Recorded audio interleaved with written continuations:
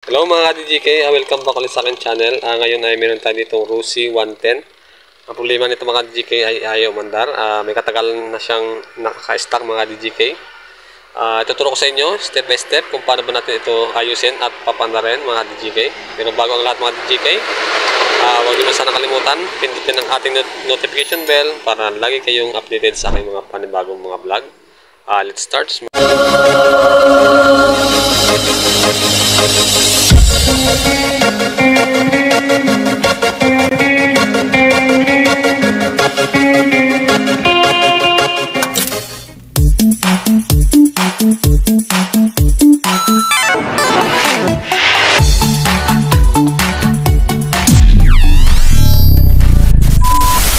Mga ka-DJK, ayan mga DJK, yung kanyang Rusi 110.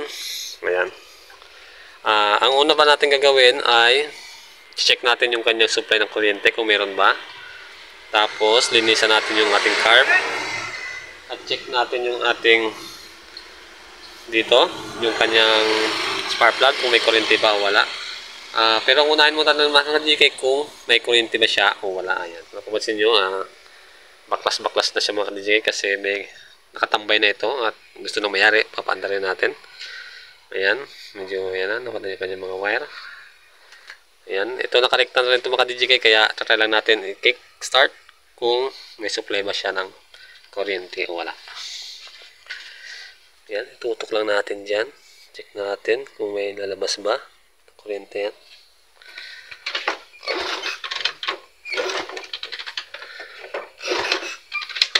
Ayan.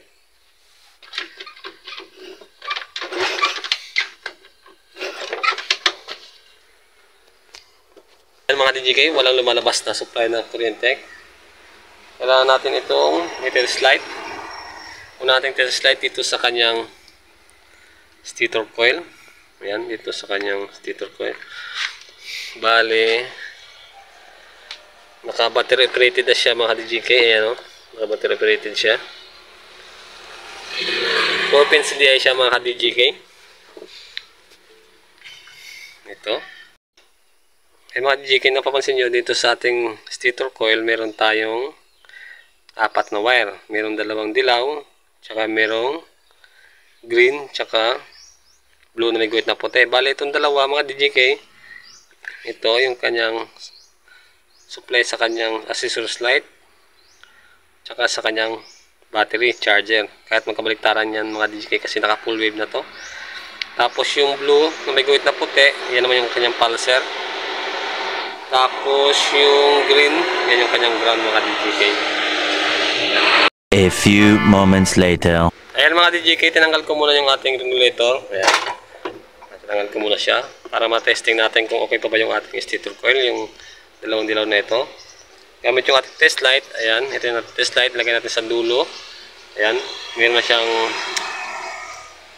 ano, ito yung kanyang wire. Ayan, dalawa. Nabalatan na mga DJK. Tapos, ilagay natin yung dulo ng ating test light dito. Ayan. I-check natin mga DJK kung may supply pa ba ng power yung ating dalawang dilaw na ito. Kung good pa ba yung ating stator coil. Ayan. Check natin. Ayan. Ilagay nyo lang din yung isa. Yung dulo natin test light. Tapos, start natin yan mga DJK kung may lalabas ba na supply ng power o wala na. Ayan. Tatry natin kung may supply ba siya o wala na. Ayan. Ayan, wala tagahawak sa mga DJK. Ayan, kickstart natin mga DJK kung ilaw pa ba siya o good. Kung ilaw pa.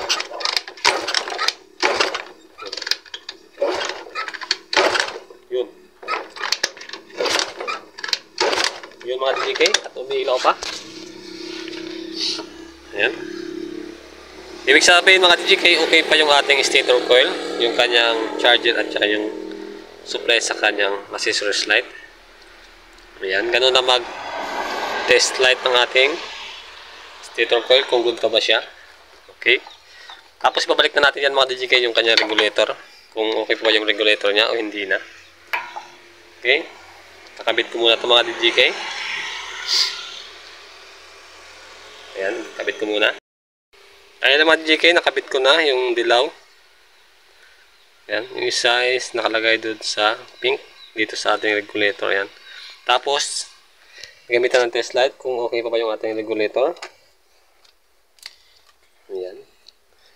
Ito, ground to mga DJK, green. Yan yung kanyang ground. Lagay natin dyan yung ating dulo natin test light. Tapos, yung dulo naman, kabit natin dun sa red. Yan. Dito sa red wire mga DJK. Check natin kung may lalabas ba na supply ng power dito sa red. Okay po yung ating regulator. Okay. Yan. Kaya mga DJK, nakakabit na yung ating test light. Check natin kung may supply bang lalabas dyan. Kung iilaw ba yung ating test light.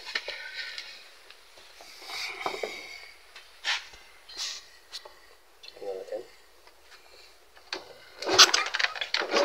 Ayun. Okay.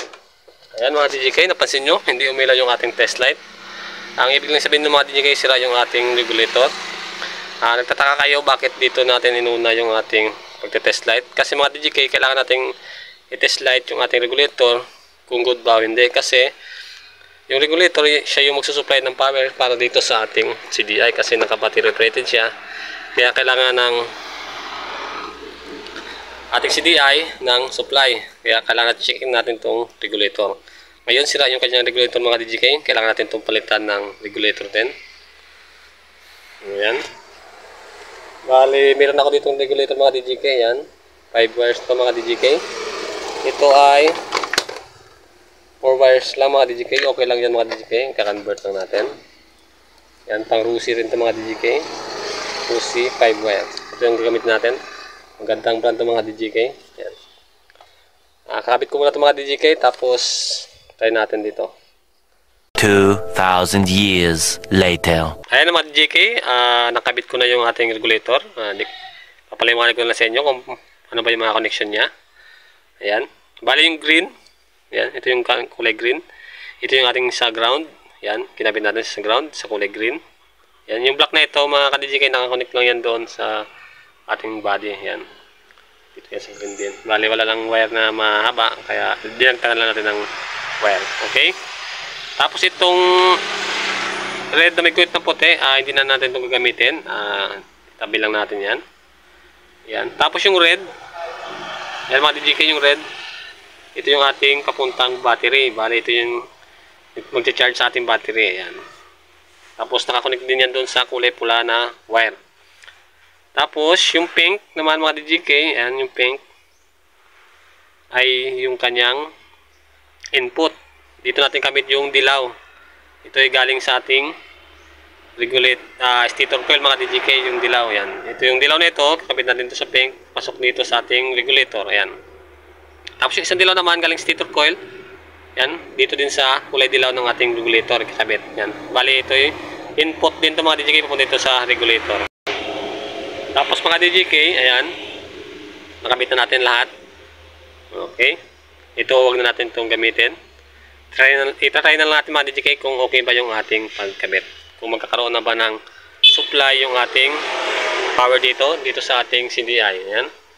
Kasi kung may supply yan mga DJK, pupunta dun sa ating CDI, gagana yung ating power dito sa ating ignition coil. Basta hindi sira yung ating pulser doon sa ating stator coil mga DJK. Ngayon, try natin kung may supply na ba, may lalabas na kuryente. Bali, titest light ko mga DJK yung kulay pula na wire. Ayan mga DJK, kinabit ko yung test light natin dito sa kulay red na wire. Try natin kung may lalabas na ba na supply kuryente. At magkakaroon na ba ng kuryente dito sa ating ignition coil. Ayan. Check natin dyan. Oh. Ayan. Kung may kuryente na ba siya. Try natin mga DJK.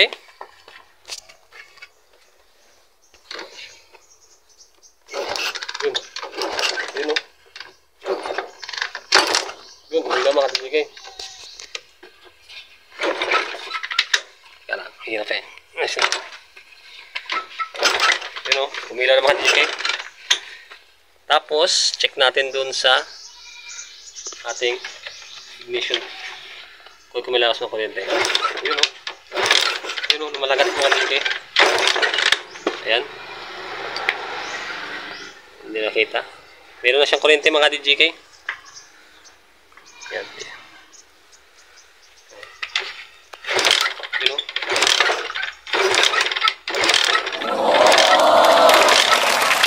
Okay, mga DJ, good. Ibig sabihin, okay yung ating stator coil doon, yung kanyang pulser, good. Saka yung ating CDI is good na rin mga DJK. Ibig sabihin mga DJK, may kuryente na. Bale, ang next natin gagawin ay yung paglinis ng ating carb. Yan. Linisin natin yung carb. Tapos yung kanyang yung spark plug, linisin natin yan. Ayan mga DJK, at okay na at mayroon ng supply. Dito naman tayo mamaya. Ayusin ko lang yan. Tapos dito tayo. Tapos check natin yung gasolina mamaya. Okay? 1 hour later. Ayan mga DJK, natanggal ko na yung kanyang carburetor. Ngayon nilinisan ko na siya. Buksan ko muna siya mga DJK, tapos linisan ko. Check natin kung marami ba siyang dumi o wala. A few moments later. Ayan mga DJK, yung kanyang carb, madumi na siya. Ayan. Wala naman siyang gasolina, kaso may natuyo na yan. Tatanggalin natin yan mga DJK at linisan lang natin yan. Okay. Linisan ko lang yan mga DJK, tapos ibabalik ko yan doon. Tapos try natin mamaya yan. Okay. Ayan mga DJK, linisan ko muna yung ating carb. Tapos pag okay na linisan yung mga DJK, pwede natin ibalik yan doon. Okay? Ayan mga DJK, nalinis na natin. Ang nalaga natin linisan ng mga DJK is yung kanyang slow jet. Ayan, dapat mga DJK ay walang bara yan. Tinanggal ko na yung bara niya at may butas na yan na maliit. Ito yung linisan natin kasi kailangan natin linisan yan talaga. Tapos ito, yan, yung kanyang main jet. Tapos yung dito niya, yan. Okay na yan. Pwede natin yan ibalik. Yan. Dito yung kanyang slow jet. Yan, slow jet niya yan. Dyan, yan. Tapos yung kanyang main jet. Dito naman yung mga DJK, main jet niya. Okay, balik ko muna ito mga DJK. Nalinis ko na din yan. 2,000 years later. Ayan mga DJK, nakabit na natin yung kanyang carburetor at nalinis na rin natin ngayon yan. Tapos na yan. Tapos dito naman tayo sa spark plug. Ito naman yung ating linisin. Ayan, tanggalin ko muna to. Tapos linisin natin. Okay? 1 hour later. Ayan, tanggalin natin. Okay, check natin yung spark plug. Ayan o. Ayan, madumi na. Kunting linis lang to. Tsaka, ayan. Okay to. Linisin naman natin to. Ayan, lihayan natin. Ayan, lihayan ko muna. Ayan mga DJK, nalinis na natin. Kickstart muna natin ng konti para matalsik yung mga dumi. Okay. Tapos balik na natin. Okay, balik ko muna to. Putulan natin to. Ayan o, putulan natin yan. Ayan, kabit na natin. Check natin. Ayan. Tapos, gasolina, check. Okay. Lagyan ng kunting gasolina. Lagyan ng konti. Malit meron na ito, kaso lagyan natin konti. Okay. Ganyan. Takpan. Okay. Ito. Hindi ko muna tinakpan. Okay na ito yung regulator niya. Okay yung CDI. Okay na yung spark plug. Okay na spark plug. Yung carburetor okay na rin. Nalinis na. Ngayon, try na lang natin yan kung aandar na ba. Ayan na mga DJK. Ngayon, try na natin kung aandar na ba. Oh. Bigyan mo. Yan. Try natin. Okay na. Okay, subo. Subo. Start. Okay.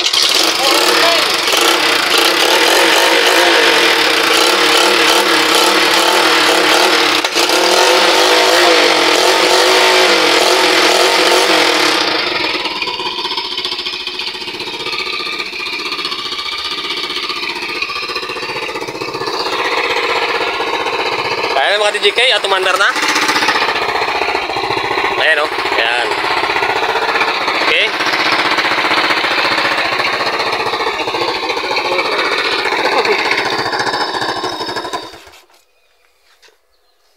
Ayan mga DJK, at okay na yung ating motor na inayos, yung stock up.